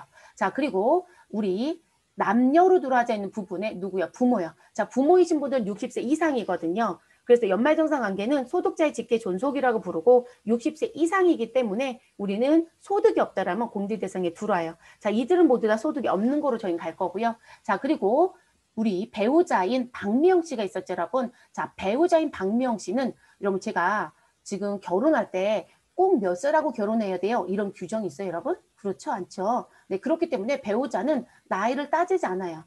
이 사람이 소득이 없으면 공제 대상에 아무런 문제가 없어요. 그리고 그들은 배우자로 불러줍니다. 네, 공제 대상의 이름을. 근데 여러분 지금 보세요. 존속은 부모야 라는 거로 불러진 게 아니라 당신은 60세 해당이 되는군요. 이렇게 들어오죠. 네, 요건이 이렇게 움직여요. 자, 그리고 직계 비속에 있는 자녀. 자, 자녀 둘은 모두 다 20세 이하 조건입니다. 그래서 자녀들은 이렇게 20세 요건에 해당되는 사람이다 라고 얘기합니다. 됐을까요? 그럼 요 부분이 인사정보 등록에 반영이 돼야 되잖아요. 자, 그러면 인사정보 등록이라는 메뉴에 들어갑니다. 됐어요, 여러분? 자, 그리고 이제 실수하지 말아야 될 부분. 아니, 시험에서 지금 인사기록 카드에 등록되는 가족을 반영해서 우리 무슨 부분을, 우리 부양가족을 보기에 나와 있는 거를 확인해서 잘못된 걸 찾으라고 줬다. 아니, 근데 이걸 어떻게 반영하지? 라고 하시는데, 왜냐하면 우리 상담 부분을 봤을 땐 조회기준 사원 추가, 국민 고용 대상자 해제, 부양가족 반영, 책정임금 코드 반영 이런 키가 있어요. 근데 세 개의 아이콘은 지금 활성화죠. 칼라로 보이는 활성화 여러분. 근데 두 개는 회색으로 죽어 있죠. 그러면 비활성화예요. 아무리 눌러도 쓸 수 없다 해요. 근데 위에 있는 이 아이콘이요. 여기 탭이 어디냐에 따라서 활성화 여부가 달라져요. 지금 인적 정보 탭에 있기 때문에 이 두 가지가 들어오지 않는 거거든요. 자, 재직 정보에 갔더니 이때도 변화는 없네요. 자, 급여 정보에 갈게요. 자, 두 가지 활성화가 되죠. 됐어요, 여러분. 그래서 이 위치에 따라서 아이콘 활성화가 달라질 수도 있어요. 그래서 지금 활성화됐고요. 그럼 저희는 유원규에 등록했던 부양가족을 불러들여서 여기 부양가족에 반영하고 싶다는 거예요. 자, 일단 반영하기 전에 내용 먼저 볼게요. 자, 이런 배우자 공제는 해당이에요, 비해당이에요? 비해당이에요. 근데 우리 아까 배우자 공제 된다겠어요? 자, 그리고 이 부양가족 중에 누가 있다? 60세 이상 있었단 말이에요. 그럼 60세 이상 몇 명? 2명이에요. 일단 이 부분만 놓고 봤을 때. 근데 지금 부양가족의 60세 이상은 한 명도 없어요. 0이죠. 됐어요, 여러분? 자, 그리고 우리 20세 이하인 자녀가 몇 명 있죠? 2명. 그럼 여기 20세 이하 자리에도 2명이라고 들어와야 되는 거예요. 이해되셨을까요? 자, 그 부분을 우리는 어디에? 부양가족에서 가져오겠다. 그럼 상단에 부양가족 반영을 클릭합니다. 자, 그러면 팝업창이 들어옵니다. 그런데 선택의 탭이 두 가지예요. 그러니까 시험지에 나와 있는 요건 반드시 보셔라. 무슨 부분? 아, 인사기록 카드의 정보를 불러오는지, 연말정산에 입력했던 부양가족을 불러올 건지. 자, 연말정산이면 여기 연말정산 가족을 선택하고요. 아, 저는 인사기록 카드에 등록했던 가족 탭에서 불러올 거예요. 라고 하면 여기 인사기록 카드를 체크합니다. 됐을까요? 그리고 몇 년도의 정보를 불러올 건지에 대한 기속 연도를 설정해라. 여러분 기속 연도라는 건 해당된 연도, 속하는 부분. 언제 거로 보아서 세금을 정리하겠다 이런 식의 부분이에요. 그래서 너 지금 몇 월 달 급여야? 라고 했을 때 그 몇 월 달 급여라고 물어보는 그 몇 월이 귀속이란 표현이에요, 여러분. 귀속. 자, 그래서 우린 2021년도 그대로 갈게요. 21년도 지금 움직이고 있으니까. 자, 그리고 조회 기준은 지금 부서부터 근무 쪽까지 조회할 수 있고요. 그리고 부서 선택했으면 여기 부서 선택해서 넣어주시면 되겠죠. 네, 우리는 여기 조회 기준에 지금 내용하고 부서는 선택 안 할게요, 여러분. 종업원 몇 명 되지도 않고요. 자, 그리고 자료를 불러올 때요. 퇴직일을 기준으로 이 날짜 이전의 정보는 빼고 이 날짜 이전의 정보는 불러오고, 그러니까 퇴직 전이라면 불러올 필요가 없잖아요. 그 여기 이 날짜 이전의 퇴직자는 빼고 들어오겠다라는 부분의 내용이에요. 자, 우리는 2021년도 1월 1일 이전 퇴직자는 빼고 불러드리겠다. 여러분 요거 넣고 엔터 치자마자 바로 사원이 들어오죠. 조회 버튼 안 눌렀어도요. 자, 우린 전부 다 불러오겠다. 그럼 전부 체크하시면 되고요. 아유, 나는 유원규만 불러올 거야. 그럼 유원규만 체크하시면 되겠죠. 우린 전부를 부르든 유원규를 부르든 정보의 변화는 유원규밖에 없어요, 여러분. 그러면 유원규 체크해 주시고 여기 반영이라는 거 보이시죠? 시험은 여러분 준 사람만 체크합니다. 그럼 반영이라는 키를 눌러주세요. 자, 그리고 끝날 때까지 잠시 기다려주시면 됩니다. 그런데 항상 반영이 되고 나면 첫 번째 1번에 있는 사원 코드로 움직여요. 자, 우리는 유원규 자리로 이동. 그럼 영 지금 보세요. 배우자 아까 비해당이었는데 해당으로 바뀌었고요. 20세 이하 2명 들어왔고요. 자, 그리고 60세 이상 몇 명? 2명이 됐어요. 됐을까요? 자, 이렇게. 자, 근데 이 부양가족이 왜 중요하냐면, 자, 바로 아래쪽에 있는 부분을 내용을 볼게요. 그리고, 아니, 본인이 있고, 그리고 부모 2명 있고, 배우자가 있고, 자녀 둘이 있다. 그러면 6명인데, 왜 여기에 유원규의 공제 대상의 가족 수는 8명이라고 되어 있느냐? 자, 그게 이 설명이에요.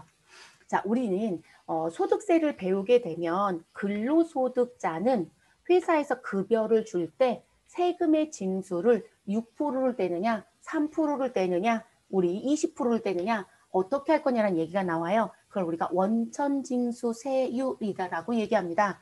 자, 여러분이 회계 배울 때 법인이 은행에서 이자를 받으면 법인세 명목으로 몇 프로를 뗀다. 혹시 들어본 적 있어요? 네, 14%대요. 그런데 법인도 우리 무엇이 2015년도부터 법령이 바뀌어서 법인도 원천 징수할 때 지방소득세를 같이 징수하는 규정으로 바뀌었어요. 제가 기준점 준 이전은 법인세에 해당되는 성격의 14%만 뗐어요. 근데 여러분 지방소득세 10%가 붙으니까 15.4%를 떼겠죠. 그래서 내가 10만 원의 이자를 받으면 15,400원이 빠지고 나머지 돈이 들어오는 붕괴 문제를 냈던 거예요. 됐을까요, 여러분? 그런 걸 얘기하는 부분이에요. 그럼 근로소득은 그렇게 14%를 떼느냐? 아니에요. 근로소득자들은 자, 세법 개정이 되면 우리 세법이 개정이 됐다는 얘기는 우리 무슨 법은 통과를 했고 확정이 됐다는 얘기예요. 그러면 그 개정에 의해서 연말정산에 영향을 주는 요건들이 있어요. 그 요건에 맞춰서 국세청이 무슨 부분, 아, 내가 너 얼마 벌고 있고 네가 부양하고 있는 사람이 몇 명인지에 대한 걸 카운트를 해서 무슨 부분, 세금을 이만큼 떼라는 걸 업데이트 시켜서 공지해 줄게 라고 얘기합니다. 그래서 지금 근로소득과 연금소득은 무엇에 대한 부분, 연금도 공적연금만요, 여러분. 그럼 여러분이나 저 같은 경우는 공무원이 아니잖아요. 그럼 우리는 무슨 연금일까요? 네, 국민연금이겠죠. 우리 공무원은 공무원연금 있고요. 우리 학교 쪽은 사립학교 연금 따로 있고요. 우체국은 별정연금 있고 뭐 이렇게 있어요. 자, 그러면 그들이 연금을 받을 땐 간이세율표를 국세청이 공지 안 갖고 뛴다는 거예요. 이해되셨어요? 자, 그럼 지금 이 간이세율표라는 게 있구나. 이렇게 되는 거예요. 여러분들이 이거를 가져다가 입력한다? 못해 여러분 너무 많아요. 프로그램 개발자가 이거를 업데이트 시켜줘요. 매해. 그리고 재밌는 건 언제? 매해 2월 달에 개정이 됩니다. 그런데 소득세 부분에 연말정산하고 관련돼서 큰 부분의 수정이 없다. 개정이 없다. 그러면 제공시 안 해요. 과거 거를 계속 씁니다. 됐어요? 자, 그 부분에 의해서 세금이 떼요. 그러면 부양가족 수 카운트가 제대로 되지 않으면 우리는 지금 급여 대에서 소득세를 징수하는 게 달라질 수 있죠. 근데 그 부분에 직접적 영향을 주는 게 이 부양가족에 들어온 이 숫자 카운트예요. 됐어요, 여러분? 그러니까 이 자리를 물어보는 거예요.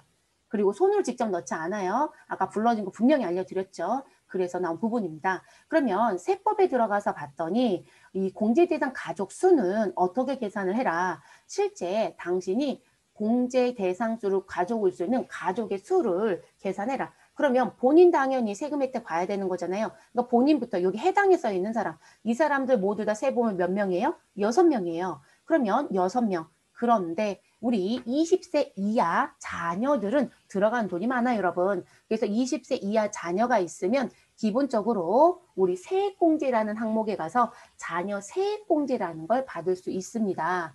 그리고 자녀가 몇 명이냐는 거에 따라서 우리 금액이 차등으로 적용이 되고요. 그리고 올해 출산을 했다라면 또 내용이 달라지는 부분이 있어요. 그게 다 자녀세액공제거든요. 그것 때문에 20세 이하 자녀가 있으면 그 자녀 수만큼 무엇해라? 더해줘야 돼요. 그래서 이 부분이 더해지는 부분. 그럼 우리는 20세 이하 자녀가 둘이 있었잖아요.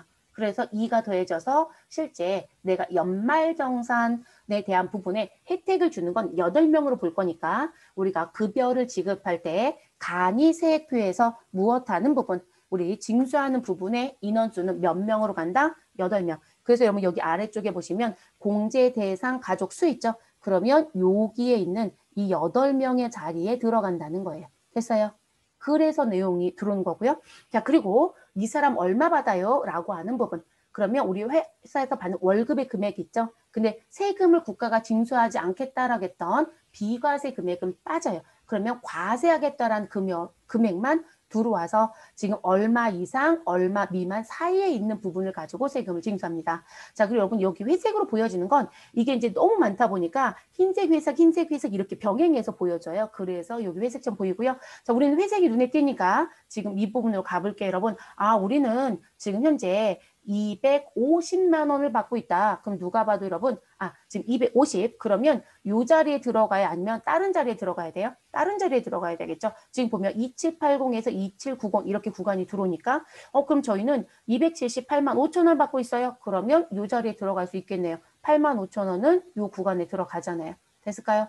자, 그럼 이 구간에 저희 8명이죠? 그러면 세금은 얼마 내면 된다? 5,590원을 내면 된다. 이게 여러분이 급여자료 입력을 하면 소득세가 자동으로 퉁 뜨는 게 이 부분 두 가지가 이렇게 만나서 세금이 들어오는 거예요. 이해되셨을까요? 그래서 간이세액에 의해서 징수된다. 그 부분이 부양가족이라고 하는 이 부분이 그 역할을 해준다. 이렇게 알아두시면 됩니다.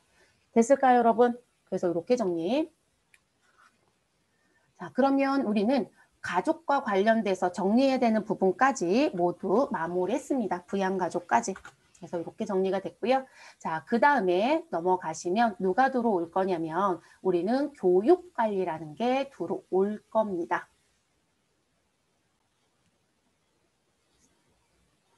교육관리 같은 경우는 회사가 진행하는 교육훈련이 있으면 교육훈련에 대한 정보를 프로그램에 넣어서 그 내용을 정리하는 부분이에요. 실제 회사는 점차적으로 교육훈련에 대한 비중을 자꾸 높이고 있는 쪽이고요. 그리고 실질적으로 제가 봤을 땐 회계 인사 쪽의 교육훈련은 상당히 많아지고 있어요. 그리고 인사 같은 경우엔 이제 인사팀에서도 교육을 상당히 많이 만들어요. 왜냐면 인사팀이 그런 일을 하는 거니까.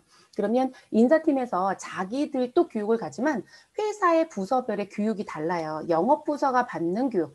영업부서는 실질적으로 이제 B2C의 관점으로 움직이는 회사들은 고객에 대한 부분의 내용을 어떻게 정리해서 가져가는 게 좋으냐, 서비스를 얼마나 개선하는 게 좋냐라고 해서 그런 쪽에 실제 교육을 상당히 많이 진행하고요. 회계는 연초가 되면 세법 개정에 대한 거, 기중에는 뭐 세금 신고 쪽에 대해서 뭐 이슈거리가 있거나 개정에 대한 부분 중에 신경을 써야 되는 부분이 있다거나 또는 뭐 결산에 대한 부분, 저는 결산에 대한 부분을 공부를 조금 더 깊이 해야 된다 그러면 저는 연말에 받는 거 별로 선호하지 않아요. 대부분 기중이 받았어야 돼요. 왜냐면 연말에 받으면 벌써 1월부터 12월에 회계 연도를 쓰는 회사는 벌써 사건이 다 터진 상태예요. 그럼 나는 업무를 다 보지 않았을까요? 그럼 다 고쳐야 된다는 얘기거든요. 그래서 대부분 기중에 가는 게 좋은 거고요. 네, 기중에. 자, 그리고 인사 같은 경우는 기중이다라는 표현을 쓰기는 어려워요. 그러니까 개정사항들에 대한 부분이 아닌 이상은. 그래서 인사는 꼭 필수성에 대한 위치가 있지는 않아요. 그리고 연말정산 교육에 대한 것도 많이 해요. 왜냐면 인사가 성과 보상팀이 있으니까. 그럼 그 성과 보상팀이 연말정산 교육을 상당히 많이 해마다 다니는데 그 부분은 연말에 들어도 괜찮아요. 네. 연말에 들어도. 그래서 이제 듣는 부분들이 조금 다르겠죠. 그래서 회사에서 어떤 교육에 대한 부분을 할 거냐. 근데 지금 제가 얘기했던 건 업무를 하는 과정 중에 꼭 필요해서 했던 교육인 거예요. 이해되셨을까요? 근데 그 교육이 그냥 단순하게 교육으로 끝나는 회사들은 이 관리를 특별히 신경 안 써요. 근데 이 교육 훈련이 경력 개발과 관련돼서 회사 입장에서는 인사 고과라든지 이런 부분에 반영하는 거라면 반드시 해야 되는 부분 중에 하나예요. 그래서 교육을 왜 해야 되는지 필요성부터 그다음에 누구를 대상으로 하는지 왜냐면 그거에 따라서 교육 내용이 달라지니까 그리고 교육은 어떤 방식으로 할 건지 내부적으로 할 건지 외부에서 할 건지 위탁할 건지 아니면 강의자를 초빙해서 할 건지 이런 거 다 결정하셔야 되거든요. 근데 그런 부분의 내용이 프로그램에서는 여기서 시작을 하는 거예요. 됐을까요? 자, 그럼 지금 나와져 있는 부분의 메뉴를요. 우리는 전부 다 닫을게요, 여러분. 필요하면 다시 열겠습니다. 그래서 교육관리 부분은 인사관리 쪽에 있는데 교육관리, 교육평가 아래쪽에 있는 교육현황. 자, 이렇게 같이 연동이 됩니다. 그럼 교육관리부터 들어가 보도록 하겠습니다. 자, 교육관리에 대한 부분은 일단 어떤 교육인지 제목 따기를 해야 되겠죠. 그래서 이 교육등록이라는 탭에 해당되는 교육의 내용을 입력을 해서 교육에 대한 상세 내용을 오른쪽 화면에 넣어주는 겁니다. 그리고 이렇게 교육을 등록해서 지금 무슨 부분, 제가 왜 교육의 필요성, 그리고 교육에 대한 내용들 정리하라고 했잖아요. 그러면 그 교육의 대상자를 누구로 데려와서 할 건지도 정리해야 되겠죠. 네, 교육의 내용에 따라서 대상자가 달라지니까 그럼 바로 옆에 있는 교육 대상자라고 하는 설정 탭에서 지금 교육 등록에 등록했던 교육 코드를 가지고 이 아래쪽에 대상자를 설정하는 거예요. 그래서 이제 그렇게 가시는 거고 그리고 이제 이 교육 대상자 설정을 해서 교육을 진행을 했다, 집행을 했다, 실시했다. 그러면 우리는 그 교육에 대한 평가를 해야 되겠죠. 그래서 우리 교육이 끝나면 무슨 뭐 설문지처럼 뭔가의 평가를 해요. 그러니까 우리도 교육을 받은 대상자에 대한 평가를 하지만 누구도 교육을 받았던 사람들도 이 교육의 성격에 대한 부분이 적절했는지도 볼 거거든요. 그래서 그런 내용까지 그래서 이 교육 평가 부분이 그 부분의 내용이다 라고 봐주시면 됩니다. 됐을까요? 네, 그래서 그렇게 움직이는 그럼 패턴은 두 개가 같이 움직이겠죠, 여러분. 그럼 이제 시험은 어떻게 내냐고요? 입력되는 정보를 보고요. 이 내용에 대한 걸 파악하는 문제. 그럼 제가 아까 교육관리 얘기했어요. 그럼 교육관리에 대상자가 본인들이 넣어놓고 무슨 부분? 대상자에 해당하지 않는 사람 또는 교육평가에 와서 여기 교육 일수, 이수 시간, 이수 여부, 출석 점수, 퇴직 점수 이런 거 있죠. 이 부분에 대한 내용을 물어보는 부분들 이해되셨을까요? 그래서 그런 내용들이 지금 이 부분에서 확인하는 문제로 출제를 할 거예요. 자, 지금 요 필드 설명은 입력하면서 그냥 쭉 들어갈 거라서 저희 넘어가고요. 뒤에 가면 실습 예제가 있어요. 요게 평가까지 다 연결되어 있는 부분이에요. 그래서 한꺼번에 갈게요. 자, 교육관리의 교육등록 탭에 가도록 하겠습니다. 자, 주식회사 세계전자의 단기 교육상을 인사 기초코드 등록과 교육 등록과 교육 평가를 무엇하시라 ERP 시스템에 등록해달라. 자, 고용안정센터의 고용보험 환급 과정은 아니다. 여러분, 우리가 사회보험이라고 하는 게 4가지가 있는데 그중에 고용보험이 있어요. 근데 그 고용보험 중에 여러분이나 저나 직장을 근로자로 들어갔을 때 내 월급에서 예수되는 건 누구만 예수가 되고 있다. 실업급여에 해당되는 것만 사업주하고 여러분하고 50대 50이라는 거로 징수를 합니다. 그런데 우리 회사가 무엇하는 거 있다? 100% 부담하는 게 있다. 우리 무슨 부분? 아, 내가 지금 회사를 다니다가 회사가 문제가 생겨서 난 회사를 그만뒀어. 회사가 부도가 났다. 이럴 수도 있잖아요, 여러분. 그러면 법적으로 보호받을 수 있는 부분이 있어요. 저도 먹고 살아야 되잖아요, 여러분. 직장을 얻어야 되고. 그래서 일정 기간 동안 그런 사람들을 실업자라고 보고 실업급여라는 걸 줘요. 근데 그 실업급여 부분에 대한 걸 우리가 부담했던 거에 대한 돈이로 쓰는 거였던 거예요. 그런데 지금 그런 부분뿐만이 아니라 이 직원들에 대한 고용 안정이라든지 또는 교육에 대한 부분들을 위해서 들어가는 돈. 자, 그런 부분에 대한 돈들이 지금 회사가 100% 부담하는 거거든요. 그러면 그 100% 부담하는 부분 중에 뭐가 있다? 우리 직업능력 개발 사업이라는 비로 받는 게 있어요. 그게 고용보험 환급과정이라는 표현하고 연결이 돼요. 자, 그 부분이 있으면 이 부분에 넣어줘야 되거든요. 이해되셨을까요? 네, 그 부분의 내용. 근데 우리는 아니래요. 그러면 지금 고용보험 환급액짜리는 무엇으로? 다 관계가 없으니까 공란. 전부 다 회사가 진행하는 교육이었나 봐요. 자, 코드는 100번이었고 내용들이 나와 있습니다. 근데 여러분 이 코드는 인사 기초 코드 등록에 등록할 수도 있지만 재밌는 건 이 코드 자리에서 직접 치면 인사 기초 코드 등록에 자동 등록이 돼요. 자, 우리는 직접 치는 방식으로 한번 해볼게요. 자, 코드 몇 번이라고요? 100번.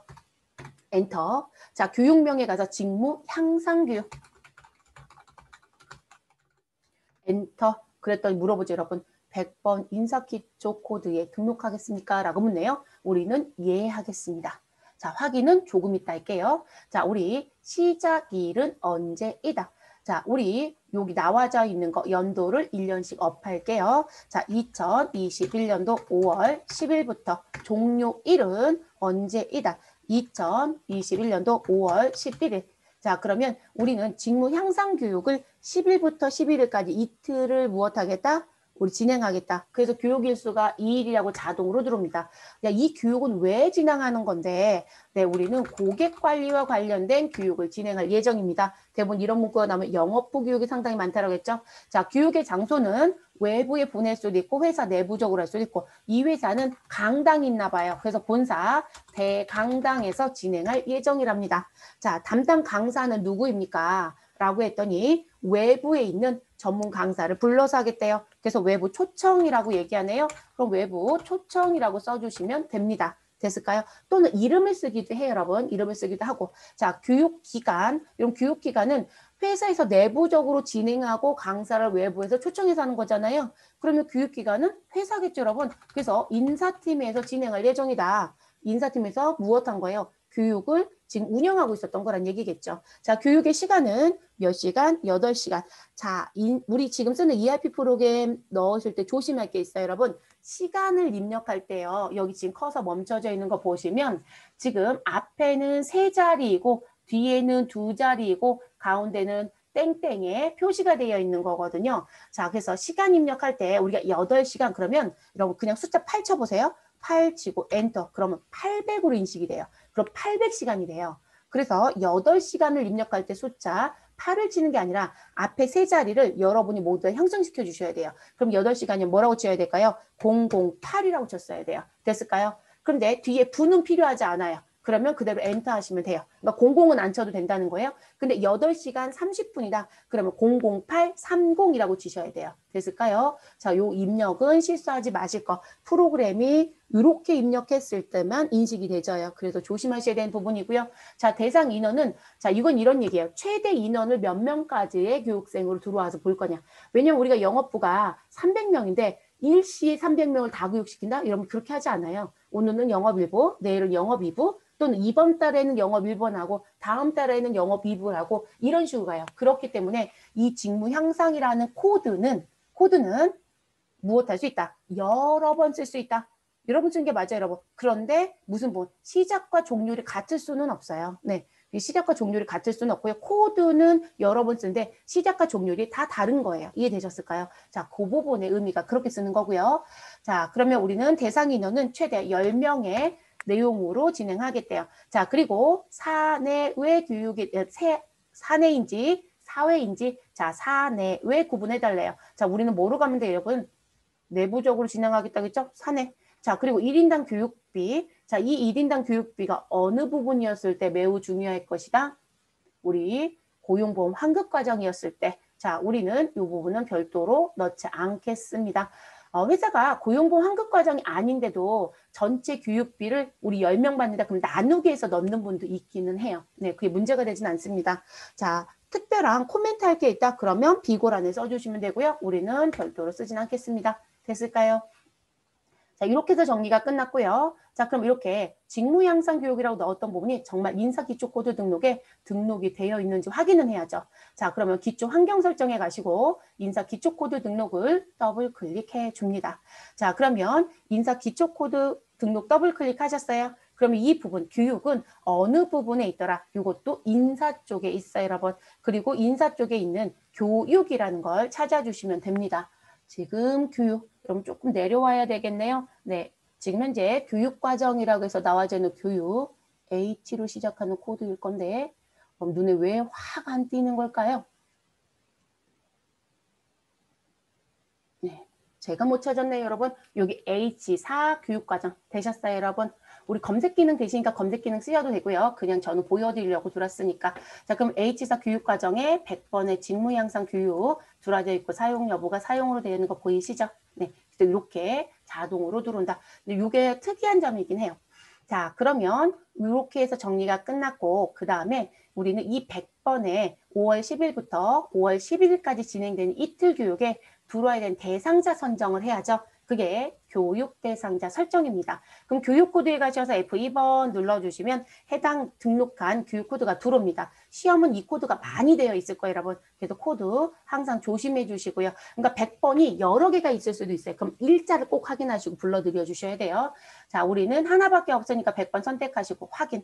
자, 그러면 교육 등록에서 등록했던 내용이 기본이 들어옵니다. 됐어요, 여러분? 여기에 누구를? 사원을 추가하자. 자, 그럼 사원 코드 자리에서 코드돔 F2번 누르면 우리는 사원을 1명씩, 2명씩, 3명씩 추가할 수 있고요. 아, 근데 저희는 부서별로 그 부서에 해당되는 사람만 뿌리고 싶다. 이렇게 얘기를 해요. 영업부만 다 데려와. 이런 식의 의미. 그러면 상단에 뭐가 있어요, 여러분? 사원 추가. 자, 그럼 사원 추가라는 버튼을 눌러주시면 되시고, 자, 그리고 분류 기준에서는 직책별로 부를 건지, 부서별로 부를 건지, 직종별로 부를 건지, 그룹 입사일로 부를 건지, 우리 신입사원 교육은 그룹 입사일로 하는 경우도 있어요, 여러분. 자, 그러면 지금 직책은 제가 이런 얘기를 하거든요. 교육 얘기할 때, 우리가 사원이 받는 교육, 일종의 종업원처럼 되어 있는 사원이 받는 교육, 감독자가 받는 교육, 관리자가 받는 교육, 경영자가 받는 교육은 성격이 모두 다 다르고요. 내용도 달라져요.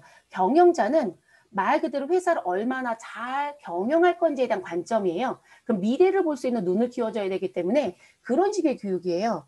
그리고 관리자 교육은 감독자와 관리자 중간에 있는 거기 때문에 그런 형태의 교육을 많이 하고요. 감독자는 아래쪽에 있는 사원을 관리 감독하는 관점이에요. 그럼 교육량이 다르죠. 그러니까 이 직책에 대한 부분은 그런 의미로 봐주시면 돼요. 그래서 이렇게 나오고요. 우리는 부서로 가겠습니다. 그럼 부서. 그리고 부서의 코드는 누구를 하자? 여러분 무슨 부분? 영업부로 갔어요. 자, 그러면 우리는 영업부를 선택합니다. 그리고 확인 눌러주시면 되시고요. 그리고 조회 버튼 누르면 영업부에 해당되는 사람만 들어옵니다. 근데 이 교육은 저희가 종업원이 너무 없어서 다 들어왔지만 재밌죠, 여러분? 임직원 전체 교육이죠. 네, 이런 경우 아주 드물어요. 자, 우리는 지금 박동현 씨와 나입사 씨 두 사람 교육을 모두 다 진행을 하겠습니다. 자, 그럼 두 사람 여기 체크박스 해주시고요. 확인. 그러면 여기 사원 코드 자리에 두 사람이 자동으로 뿌려져요. 됐을까요, 여러분? 그래서 코드돔으로 한 사람, 두 사람 다수를 불러올 수도 있지만 우린 지금 내가 어떤 상황으로 어떤 사람들 불러들여서 할 건지라는 부분을 하실 땐 사원 추가 아이콘을 가지고 활용하는 게 훨씬 더 낫습니다. 지금 보면 박동현 씨는 상무예요, 여러분. 상무, 전무, 이사 뭐 이런 거 있죠? 근데 그분도 임원급이잖아요. 그래서 임원하고 우리 나입사 씨는 올해 입사했죠? 네, 말단 직원하고 교육을 같이 진행할 거라는 거예요. 자, 일단 뭐 그거 한다고 문제가 되지는 않으니까 드물긴 하지만 그래서 이렇게 등록을 합니다. 됐을까요? 자, 그러면 교육이 실시가 됐어요. 그러면 이 교육에 대한 평가를 해야 되겠죠? 자, 그래서 교육 평가를 들어갑니다. 자, 그럼 교육명에 가셔서 우리는 누굴 선택해 주시면 되고요. 우리 조금 전에 있었던 100번 코드, 직접 코드 번호 넣으셔도 되고 저처럼 불러드리셔도 되고. 자, 그러면 지금 박동현 씨가 들어와 있고 나입사 씨가 들어와 있죠. 그럼 요 내용에 출석 점수, 태도 점수, 평가 점수. 그러면 이 교육 평가는 지금 본인들이 설문을 작성한 게 아니라 교육을 진행했던 사람이 교육생에 대한 평가를 썼다라는 얘기로 보여지죠, 여러분? 자, 박동현 씨부터 넣어보도록 할게요. 박동현 씨의 출석 점수는 40점이랍니다. 자, 태도 점수는 20점이고요. 평가 점수는 30점이래요. 90점이네요, 여러분. 자, 출석 점수는 시간 빼먹었다는 얘기겠죠. 깎였다는 얘기는. 자, 그리고 교육의 평가. 그러면 이 부분에 대한 교육 내용 평가 부분인 건데요. 자, 우리는 임원은 무엇이다? 임원은 간단한 교육이다라는 결론이 났어요. 그래서 임원은 간단 교육. 그러면 다음부터는 임원은 이 교육에 참여를 시키면 안 되겠죠. 벌써 전반적으로 다 알고 있었던 내용이다. 이런 내용이 될 수도 있어요. 자, 그리고 우리 누구로? 나 입사 지원에 가셔서 자, 그러면 출석 점수에 얼마를 50을 그쵸. 이제 들어온 종업원이 늦으면 되겠어요. 자, 태도는 20입니다.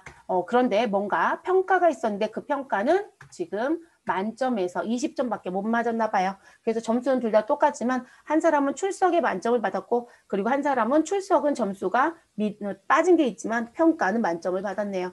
자, 그러면 교육의 평가 내용을 가서 봤더니 신입사원은 무엇에 대한 난이도가 좀 있다라는 결론이 났대요. 그래서 난이도가 있는 교육이었다라고 얘기하더라. 그러면 이런 식으로 넣어주시고 마무리하시면 됩니다. 됐을까요? 그래서 교육 전체에 대한 내용을 넣을 수도 있고요. 개개인에 대한 내용을 넣으실 수도 있고 그래서 이렇게 정리가 됩니다. 그리고 지금 박동현 씨하고 나입사 씨는 이 교육에 대한 기준점을 세워놨을 거예요. 그래서 합계된 점수가 뭐 60점 이상이면 이수이다. 라고 얘기하거나 수료이다 라고 얘기하는 부분 근데 그 점수에 미달이 되면 무슨 부분 아유 수료가 될 수 없어요 라고 하는 부분 또는 전체 100점 만점에 출석 점수가 다른 건 다 괜찮은데 출석 점수가 뭐 30점 아래에 있으면 이수가 되지 않는다라고 한다거나 그런 기준점에 의해서 여기 이수 여부가 달라질 수 있습니다. 자, 우리는 다 이수로 드렸으니까 저는 그냥 넘어갔던 거거든요. 이해되셨을까요? 이수와 미이수가 있다.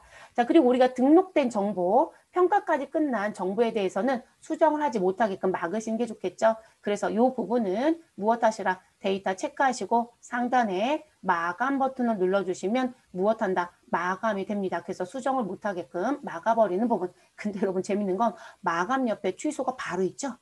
그죠? 그러면 우리는 사원 선택하시고 여러분 이 자리에 지금 선택하시고 마감 취소 눌러보세요. 바로 취소가 됐죠. 이게 큰 의미가 있을까 싶습니다. 왜냐하면 마감했던 정보들을 지금 현재 수정하지 못하게끔 막을 거라고 한다면 어떻게 하셔야 될까요? 비밀번호 설정키가 있거나 이런 식의 형태가 있는 게 좋아요. 근데 이 부분은 단순히 우리가 이제 업무를 보다가 내가 손으로 키보드를 잘못 눌러서 뭐 지워지거나 점수가 바뀌거나 하는 부분의 방지라고 보시는 게 좋을 것 같아요. 자, 그러면 우리 교육관리 부분은 지금 이렇게 해서 교육평가까지 진행이 됐습니다. 그리고 어디 가셔서 교육 현황에 가서 내용을 좀 들여다 봐야 되겠죠. 자, 교육 현황에 가셔서 교육기간 입력합니다. 우리 달력 버튼 누르시고 올해 버튼 눌러서 확인. 자, 그리고 사업장과 부서는 입력하지 않을 거예요. 네, 그대로 갈게요, 여러분. 자료가 없어서요. 자, 그러면 사원별 교육 현황에 가시면 박동현이라는 사원을 기준으로 어떠한 교육이 진행됐는지 우리 오른쪽에 쫙 펼쳐지는 형태로 보는 거. 자, 이 부분은 어떤 때 제일 좋을 것 같아요, 여러분? 지금 회사가 교육을 진행하는 부분에 꼭 이수에 대한 교육이 있다. 그리고 그 교육 이수를 해야 인사고과에 반영이 되고 그런 부분들은 사안별로 내용을 좀 봐야 되지 않아요? 그래서 개개인의 교육 내용을 보고 싶으면 이제 사원별 교육 현황 탭을 쓰시면 되고요. 자, 그리고 교육별 사원 영향은 교육이 진행됐던 부분에 대해서 이 지금 전체 사원에 대한 내용을 일목요연하게 보는 거. 다만 지금 하나밖에 없으니까 우리는 이 교육명에 대한 의미가 크게 보여지진 않지만 우리 이 교육의 코드가 여러 개가 있다. 코드는 동일하지만 진행됐던 날짜가 다수이다. 그러면 교육의 코드를 선택하시고 해당된 내용이 이쪽에 다 펼쳐질 거거든요. 네, 그래서 그렇게 또 볼 수 있는 부분입니다. 자, 이렇게 해서 교육관리와 관련된 부분은 모두 마무리가 됐습니다. 자, 그 다음에 이제 남겨져 있는 부분은 우리 뭘 들어갈 거냐면 자, 인사발령부터 시작되는 부분. 그래서 여기 인사발령부터 나머지 부분들 한꺼번에 쭉 연결해서 진행을 해보도록 하겠습니다.